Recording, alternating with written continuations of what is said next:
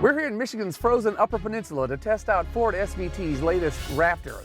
As you might remember, the last time we checked in with this vehicle, they had just added the SuperCrew body style. For 2011, we've got a little bit more advanced capability still.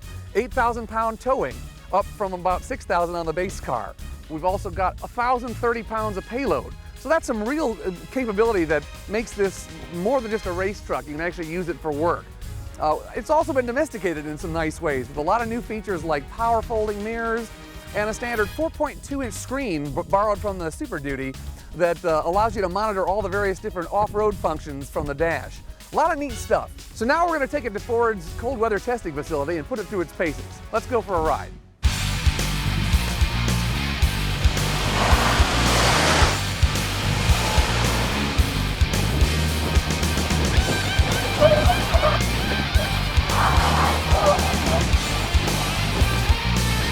So it was a really interesting day at the track today. We started out on the slalom course.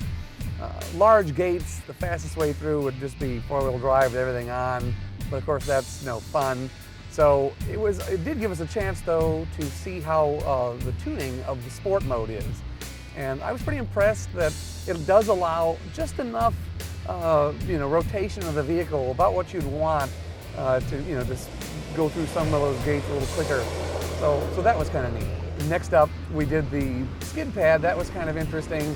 It was glare ice and a little bit of snow on top of that, but it did give us a chance to try some things like two-wheel drive with the rear differential lock. And I was able to actually hold a pretty good curve around there with the opposite lock going on and so forth. That was kind of neat. Most important part of the day, though, was the snow handling course.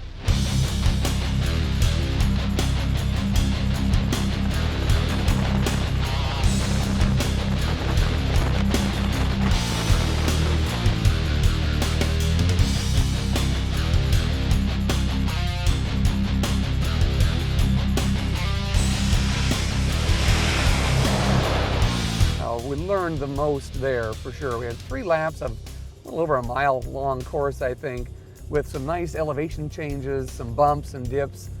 I also got a chance to try all the different modes, which are very easily selected and monitored by the new 4.2-inch screen here. We started off with the electronic differential lock, the rear diff locked. And in off-road mode, that'll stay locked at any speed. I went through about 2 turns in that mode and then decided to turn that off because it sort of felt like I was towing a 500-pound sled or something. But the best way was four-wheel drive and sport mode off, actually everything off. That was the most fun. Obviously, probably not the fastest, but fast isn't always fun, and everyone wants to be a finished rally driver, and the flicking and left foot braking and so forth, much more fun in that mode. What I was most impressed with on the handling course was how small this gigantic truck feels. I felt like I could tell exactly how much throttle to give it, exactly how much steering to put in, and so forth, and put the truck exactly where I wanted it the whole way around there. Steering-wise, it's interesting to mention too, they changed the ratio from 20:1 to 16:1 to try and make the long wheelbase SuperCrew feel exactly as nimble and agile as the Super Cab, which, because that longer wheelbase dulls everything, that really speeds it up, and it really does feel pretty darn similar. Another of my favorite improvements for the 2011 Raptor is Select Shift.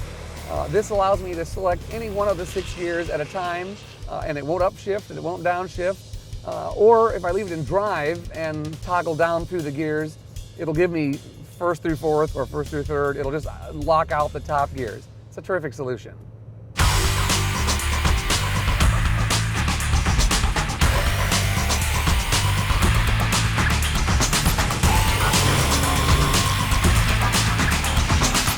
The whole performance pickup truck genre is almost as old as I am. In '63, '64, Dodge introduced a D100 pickup with a 426 street wedge V8 engine in it.